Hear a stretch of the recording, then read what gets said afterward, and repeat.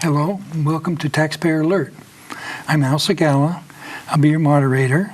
I'm also president of the Calaveras County Taxpayer Association, and we're really up to speed. We got the best brains in the world come here, and you can find out information here that you won't find anywhere else. We're really pleased to have a leading businessman in our county, Steve Fairchild. He's sometimes known as the caveman. He created the Boyden Caverns and a number of other mines and caverns, and been very active. Tours, not the mines. Yeah, the tours. Yes. Yeah, with the tours.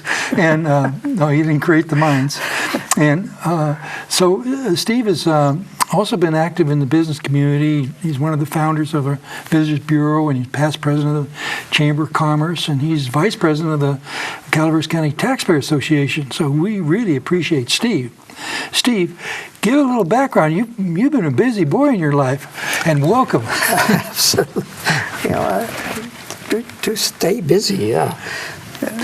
Even when I was a little kid, they were keeping me out of trouble all the time, pulling me out of holes and doing things like, why do you do that? Well, it's just fun and interesting. And I never stopped. You've been active in the sciences, and apparently you've been involved with some pretty elaborate things like the space shuttle and aircraft. And tell us a little bit about that.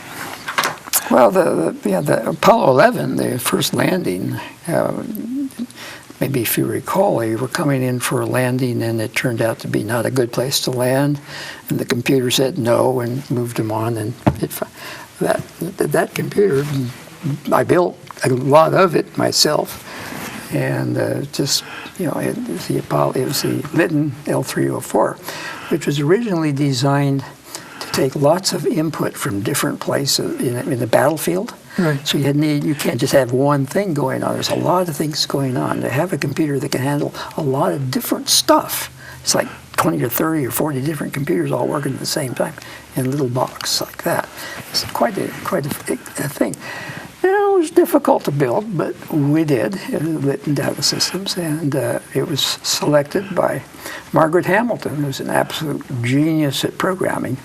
And she was able to put a program into that thing that would control the whole flight of the Apollo 11 and make it land. And so, in fact, of course, it was dead weight afterwards, and so they left it there. And it's odd because at night I could look up at the moon and go, huh, there's a computer sitting right there that I built. Not many people can say that. That's really odd. Of course, a lot of other people involved in that project. It was the G.L. Collins Corporation, which was my two uncles and stuff. They were building all the the arms that come out, the legs that come out, all that kind of stuff. They built all of that too for the Apollo 11. So wow. I didn't know that. I was working on the computer. They were working on the thing, and it worked. We got them there and got them back. Two of our volunteers that are helping to put this show together have a background in helping to build some of that equipment, electronics. That was an amazing project, and we got a lot of big projects going now too. So it's fun. Now, when did you get involved? Okay, you left the scientific electronics. I spent a bit more than 4 years in the Air Force. Okay. Strategic Air Command. And I started teaching electronics and stuff. They put me in a course, and then the guy didn't know what he was talking about, so they made me this instructor. And then I went on into the SAC and found a lot of errors and got things fixed up and then because troubleshooting, I actually got to fly the airplanes. The biggest airplane I ever flew was a C-97. It was kind of fun, but short distances. It was mainly for maintenance purposes. But it was very interesting. After that, went to work for Autonetics. And because of I had a reputation already for being able to solve problems. Right. And I did. Some of the problems they didn't know they had, right. and were kind of upset about. And that's the industry. And then from there to Lytton, and we're building the computer and stuff like that. And then isofilm, where I was conducting, actually shooting ions into crystals, accelerate, get a cloud of electrons or things in a vacuum, which is probably the highest vacuum ever produced on the surface of the Earth, I was told. And I'm shooting these ions down into the crystals, and it gives them certain electrical characteristics. It takes a while for a diode or a transistor to work. These would work 1,000 times faster. Wow. And so that was my other project, and then about a cave. Okay. Now, was that going to the cave? Was that kind of like retirement, or it's a whole different thing? I understand you got involved with geology and also climate science and a whole bunch of stuff there. All that's there, yeah. Because caves are like time capsules. Right. Anything that happens outside gets recorded somehow in a cave. And that was my hobby or sport. I used to go caving in this spot. There's a huge cave system in Kings Canyon National Park, actually the National Forest part of it. Boyden Caverns, a tourist cave there. And it was a tired trip, and I was sitting there with a beer, and I had the 25 cents on the change. And the man that owned the thing, or he's kind of a cowboy. He didn't really like tourists in tourist business. He inherited it and came out and said, I hate tourists, I hate this dang cave, I hate the canyon. For 2 bits, I'd sell the whole thing. I had a quarter. Here's your 2 bits. So it bounced off his leg, and he looked down and looked back at me, he says, with this drawl, well, we could talk about it. Did he want another 2 bits? Right turn on my life, just like that. Went home, told the wife, we're going to buy a cave. We're not going to do this stuff. And, what? It took a little convincing there, but we moved up, and there's a house that came with it in the canyon. Wow. And it's a good place to raise a son. And of course, I love talking, unfortunately. Yes. And you like people. As a tour guide, yeah. And I explain how all the formation, how the cave forms and how the river. And it was quite interesting. And I also got free because of its location. I seem to be the closest one for people who fall in the river to get rescued. I rescued a lot of people from the river because I've got used to the cold water from it. Yeah. So yeah, I've had an interesting life to say. And of course, the winter time was quieter, but. Yeah. And go to Mexico or someplace and explore caves. Now you've had discoveries in the caves, like in Boyden Caverns. I think you discovered some things. When a cave crystal forms, and when the water drips in, bringing a little bit of dissolved calcite with it, it forms stalactites which hang. And the crystals grow, and it drips, and it makes a pile of like a stalagmite. Right. But everything that was in that atmosphere, the various kinds of the atmosphere isn't just oxygen and nitrogen. There's other things that gets trapped in there, and that goes up and down depending on the sun fluctuation over thousands of years. These cycles, and we were able to measure those things for the first time. Wow! Wow! It's like having a time machine. So Boyden Cave became kind of famous because we solved some of these problems that no one knew about. We invented some problems of our own.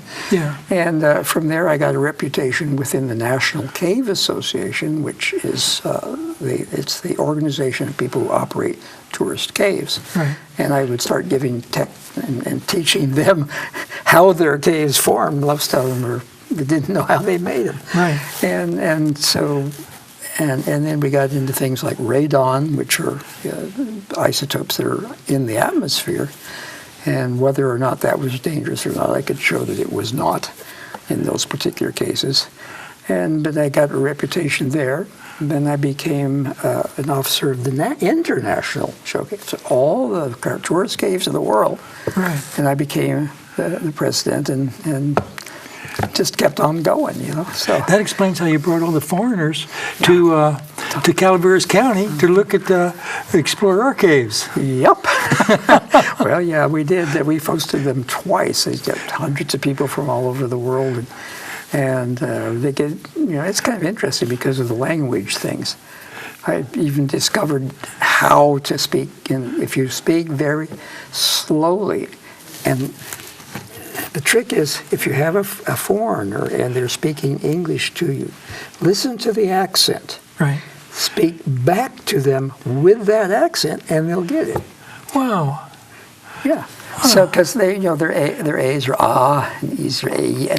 All those various accents. Listen to the accent, and then try to talk back in English. Right. And no matter where you go in the world, it'll work. Wow. I didn't know that. Maybe little villages in the mountains of Himalayas, I don't know, but most places, well, the English is worldwide, but the accents are completely different. So, one of the things that we didn't schedule to talk about, but it is an item going on, the TOT tax. You remember? Transit occupancy tax. Yeah, yes. transit occupancy tax. This is where we tax people that use Guests. our motels. And We tax our guests. Yeah. right now there's some controversy where there doesn't seem to be any exclusions for hospitals and rehab centers and Christian campgrounds and things that are not transient uses. And so our Taxpayer Association is trying to encourage the county to update the rules or try to go ahead and allow exemptions for those things that are not appropriate. If they don't do that, then it's up to the tax collector to tax anybody she wants to. We went through that. We had that question 20, 30 years, maybe more than that ago. I did a lot of research on that at that time, and it was not just Calaveras County. It was the whole mother. I was the president or so of the Golden Chain Council at that time. Okay. And the research that I did is that it's only taxable to a business that's operating. It's a sales tax essentially, or in the case of the transient occupancy. But if it's a business to do that, that business pays the TOT. That's what. But if it's a volunteer thing, or a nonprofit, or a church, or something like that that's operating a campground, they're exempt. And the law is pretty clear on that, but it was hard to get people to actually read the law. The state law has about 9 points exclusions as suggestions for local governments, but our county didn't accept all that. They only had 2 exceptions for like federal people and ambassadors or something like that. Foreign else. ambassadors and And government employees. Yeah. So we're trying to encourage them to take that whole, just take those exceptions into our local law. I printed out that and sent it to the supervisor Mills. Yeah. That said, businesses, nonprofit businesses don't pay. That's a state law, Yeah. not local law. We got a local ordinance. Well, with okay. TOT tax. And I recall it, but the county cannot institute a tax that is not authorized by the state. You can't just go around making stuff up. Right. There was no TOT tax authorized by state law for the county to collect it. As far as I'm concerned, I'm not an attorney. Yeah. Well, I know several, but that question came up like 15, 20 years ago, and they said, that the the county cannot make a tax that's not authorized by the state, and we've not found any authorization by the state except for the businesses. So maybe that's going to have to be something that'll be adjudicated. Well, we're hoping that it could be just done. Rather than spend all that money arguing and Yeah, but paying. why do lawsuits? Just take the suggestions that the state has for exemptions and be done with it. And I'm not sure those are, I don't think, those may not be suggestions, as the word you used. They may have been actual, that's what it is. But again, that's something we need to sit down, read everything, think about everything, discuss it, get together with other groups opposing, and see if we can't work it out without getting into the. Oh yeah, we don't need more lawsuits. Yeah. Now, speaking of housing, we have another thing happening in our county. We're having an update of the housing element, which is part of the general plan. Oh yes. And this particular one is more onerous than previous ones in that the state seems to be forcing people to or allow it. I don't know what the word is, allowing or requiring government to provide housing. No, requiring. Yeah. Yeah, and that. It was a huge change from.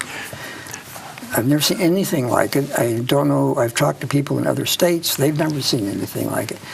The legislators here essentially said, among lots of other things, that here's Calaveras County, if a family moves from here to there, 1 foot into the county is responsible to supply adequate housing for that family, regardless of their ability to pay. Right. So, well, that's the free candy thing. If you start giving away free candy, it's going to bring in more people to get free candy. Right. So if it happens here, then the next thing you know, you have a county full of people. There's no room left for people who actually pay taxes. How does that work? The people that pay taxes will leave. The people who are paying the taxes would go someplace else where the law is not so onerous, and you'd be left with a county full of people who are just, it's like a giant welfare county. Yeah. And that's an extreme, of course, but right. That is what the wording essentially says. Yeah. And I go, wow. And there's other things in there that's like that are just onerous. Obviously, the legislators recently, fairly, have been highly sort of on the socialist left side of everything. Totalitarian. And a lot of it comes from where the population centers are, the Bay Area, and so forth like that. Right. And you know, they know what's been happening is that the people who can't pay, we want to call them failures because there could be really good reasons that they're handicapped. But these people who can't pay or won't pay, doesn't matter, have to be absorbed by counties like this, and we can't do that. Right. We can't afford it, so what happens is the whole county fails. But when one comes in, then if it works in the next one, it's a magnet. If we were, with no restrictions whatsoever. if we were to preserve a free society, which I think everybody would like to see, almost everybody, what would be the solution to people that need housing? Good question, and I think that is something that this is, as the population grows naturally, and then you get the immigration population, a lot of which, and at the same time, work is becoming less and less valuable. We have machines that do stuff. We have computers that when I worked at Lytton, we had a huge room full of women punching key cards for the computer. And a couple of years later, I went back, that room was empty. Yeah. Those people were no longer needed. Jobs disappeared. The drift of humanity is machines, technology will do everything. And there will be no labor. Okay, this is in the future. Now, the problem of the future then is, how do you distribute the goods, the wealth being produced by the machines in a fair manner? How do you distribute that? Right. We're not there yet, but that's what we're aiming at. Well, we use How do you do supply and demand, the marketplace for distribution in a free society. But even we have it now, yeah, because they work. But when there is no work, not there could be voluntary. You can have all kinds of hobbies and do stuff. But when labor isn't a requirement anymore, the robots are doing it all. I wonder, how do you distribute that wealth? And we're not there yet, but it's going there. well, it seems to be, of course, that argument was used when they invented the spinning wheel. Yeah. The spinning wheel is going to destroy our society. Our economy can't handle a spinning wheel because all these people were putting out of work that were doing the yarn by hand. Yeah, yeah. So what happened? People were hired selling spinning wheels, making spinning wheels, making more clothes, selling more clothes. So the argument... But take it to the extreme. All the farms are all, even now the tractors are going by themselves. The planting is going by themselves. The harvesting will be going by itself. The manufacturing, I was in Korea one time and drinking with a Korean, and I was talking about how America had to compete with their cheap labor. And he got kind of upset. It's about midnight actually. Still, let me show you. I got in this car. That in itself was an experience. Drove out into the country. I said, "Boy, am I in trouble now!" You know, went to there's a factory, chain link fence around it, no lights, Right. one or two in the parking lot. Drove into the parking lot, went in through the door. There was an office with one or two people, and out into the production. Totally dark. Totally dark. Turned on the lights. Said, "See over here. There's railroads over here, railroads over here. The parts come in, they get unpacked by machines. They get supported by machines. They get moved, and as it goes down the line, it gradually turns into a television set. It's tested down here.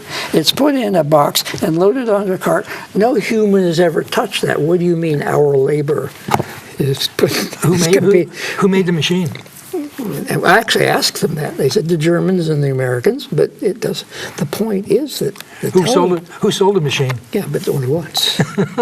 We don't get royalties. We only buy. We sell to them. We don't get any royalties. Who repairs them? I don't know. I didn't ask them that. But the point is, I think that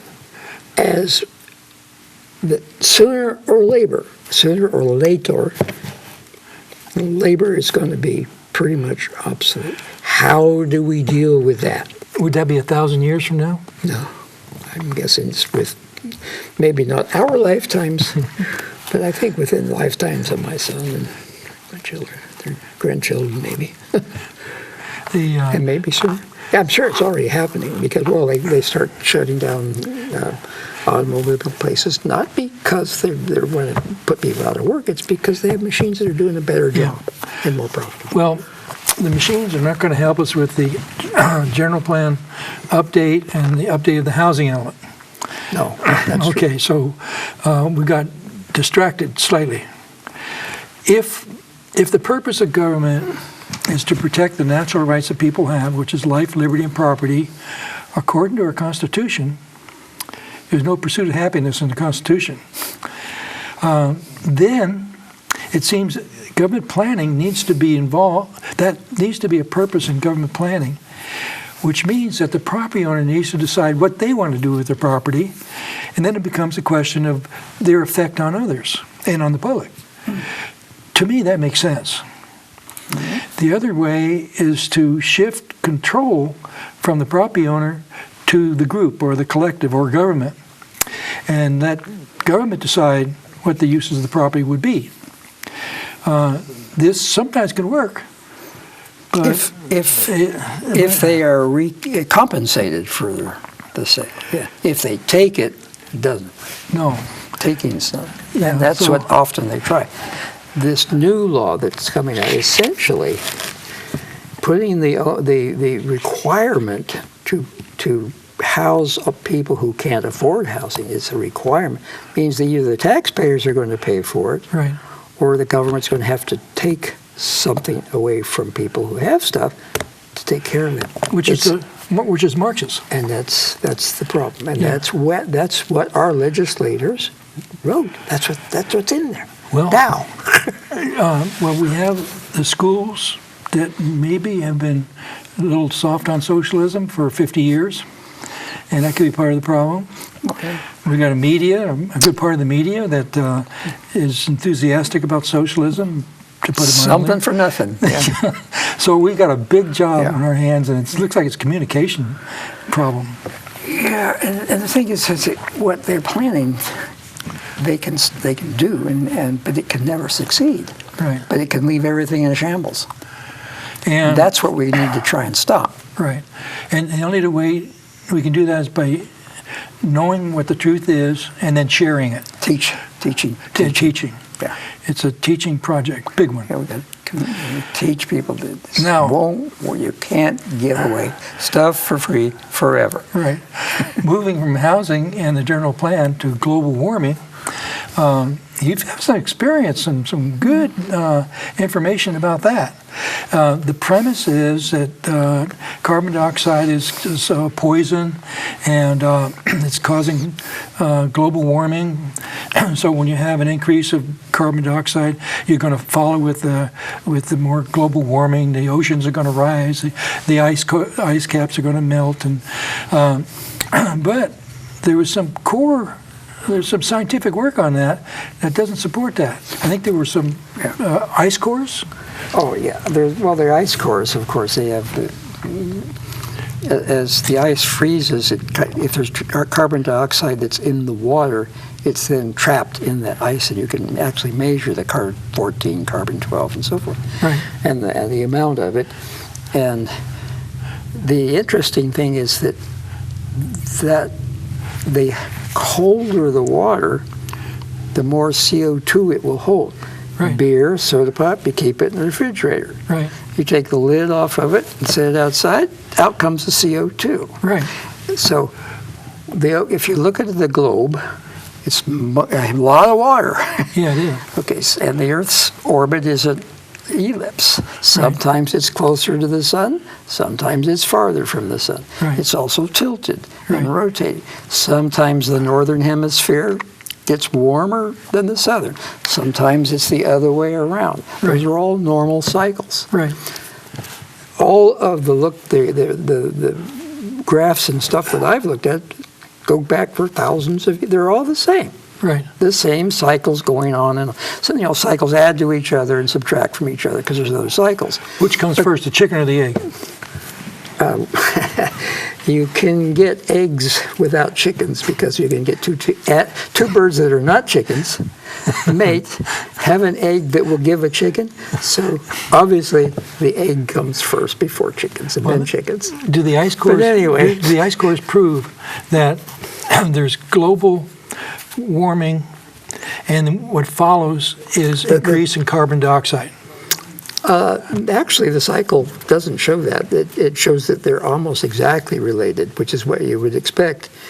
When the oceans warm up because of sunshine and other things, there's a friction.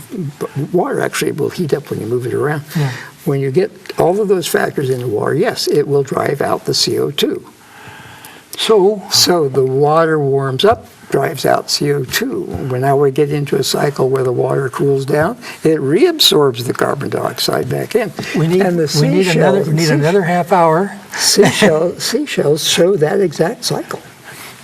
Thank you, Steve. We just need another half hour. We're just getting into it. Thank you for watching Taxpayer Alert. It's been fun. Enjoyed it.